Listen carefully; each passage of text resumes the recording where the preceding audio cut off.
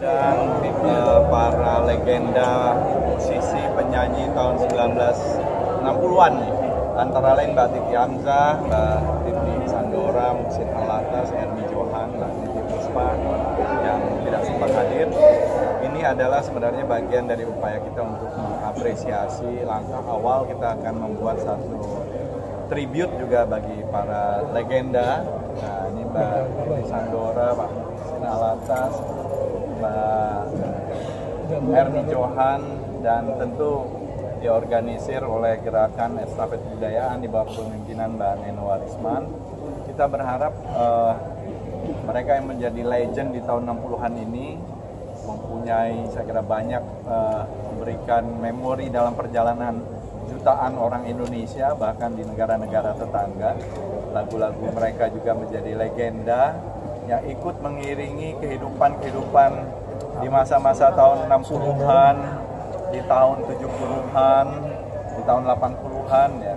Nanti di Kementerian Kebudayaan kita kerjasama dengan Gerakan Estafet Kebudayaan dan juga teman-teman yang lain, bagaimana kita menghargai para musisi, penyanyi, dan juga seniman budayawan lain di berbagai bidang untuk memberikan semacam estafetnya kepada yang muda-muda, dan tentu saja kita mengapresiasi mereka dalam berbagai platform nanti gitu ya ke depan, karena pada zamannya saya kira Pak Muhsin Alatas, Mbak Ermi Johan, Mbak Titi Sandora, dan Titi Hamzah sudah membawa Indonesia, bahkan tidak hanya di Indonesia tapi juga di panggung dunia. Itulah kira-kira kegiatan ini ya, ini baru semacam kick off lah ya, awal gitu ya. Nanti kita akan membuat acara yang lebih banyak bekerja sama dengan artis, penyanyi, musisi yang masih bisa berkarya sampai saat ini. Ini kan luar biasa setelah puluhan tahun. Bisa dijelaskan Pak, nanti konkretnya akan seperti apa Pak? Ya, kita akan membuat satu panggung yang lebih besar ya, dengan tribute ini yang lebih banyak tentu melibatkan yang masih bisa untuk berkiprah memberikan tidak hanya nostalgia tapi sebenarnya value, nilai-nilai, apalagi ketika itu perjuangan seniman budayawan di zaman tahun 60-an kita ekonominya tidak seperti sekarang gitu ya.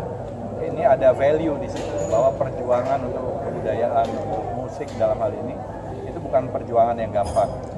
Kalau sekarang kan dengan digital orang bisa masuk platform ke ya banyak platform digital lah ya.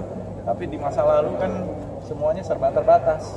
Bahkan masyarakat Indonesia juga mendengarkannya mungkin hanya dari radio, dari piringan hitam, dan juga sangat terbatas. Nah, sekarang mereka masih hadir di tengah-tengah kita, tentu kita harus hargai, apresiasi, dan saya kira perlu juga untuk memberikan mereka bisa memberikan nilai-nilai perjuangan dan pengalaman dari masa lalu itu kepada generasi yang baru. Untuk outputnya apakah konser aja atau ada yang lain, mungkin vinyl kah atau pengarsipan karya-karyanya? Ya, pengarsipan vinyl termasuk, saya kira kita sedang mengerjakan nanti juga semacam ensiklopedi untuk piringan hitam Indonesia, ensiklopedi kaset-kaset musik Indonesia gitu ya, sehingga semuanya terekam, ada datanya, ada database, karena itu jumlahnya juga puluhan ribu bahkan, sehingga yang dari waktu ke waktu lagu-lagunya dari para seniman budayawan, dari para musisi ini terekam di dalam satu rekor. Apakah termasuk juga mendistribusikan lagi lagu-lagu?